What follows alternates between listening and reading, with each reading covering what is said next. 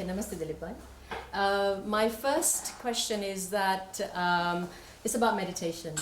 So as you know from Patanjali's Yoga Sutra, that meditation is the seventh step of the Patanjali Yoga Sutra, which is the Yama, Niyama, Asana, Pranayama, Pratyahara, Dharana, Dhyana and Samadhi. So seventh step as a meditation, but meditation has been taught a lot in the school everywhere, and everyone's talking about mindful meditation. In fact, so much so that in the school I've started a mindfulness meditation program as well. And I have two questions about this.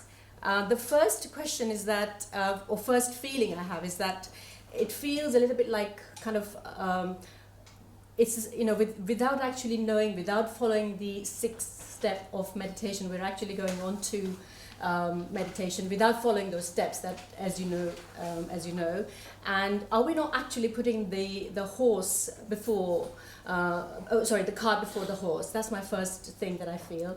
And also kind of making into a muck meditation, kind of fast fix meditation without following those Patanjali steps. That's my first feeling. So on one hand I feel that we shouldn't be doing that, but on the other hand I think, you know, even if we get that spiritual connection for a short time, maybe it's okay to do the meditation, maybe it's okay to introduce people to meditation. So I have, you know, what would you say to that? Okay, first of all, we must recognize that we are a living, evolving religion.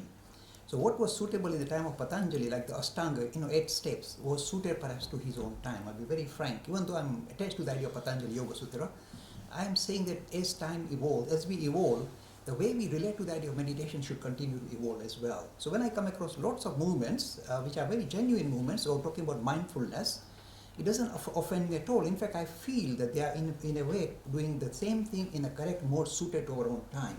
I meet a lot of people even in Eton College who say we are practicing mindful meditation.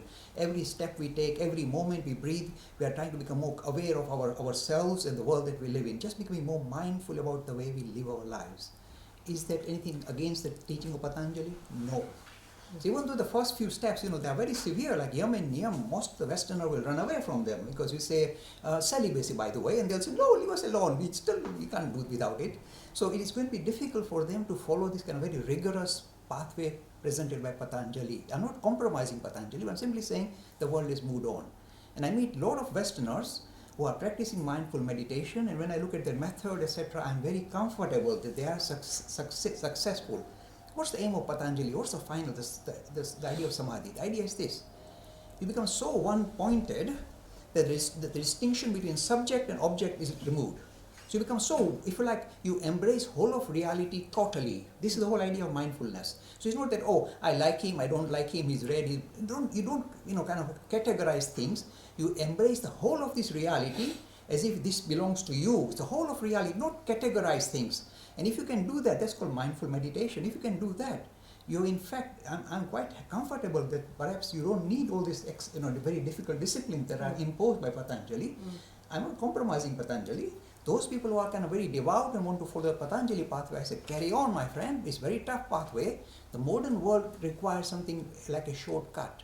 And mindful meditation, which is very much a Buddhist way as well, it seems to be more practical and applicable to the world that we live in.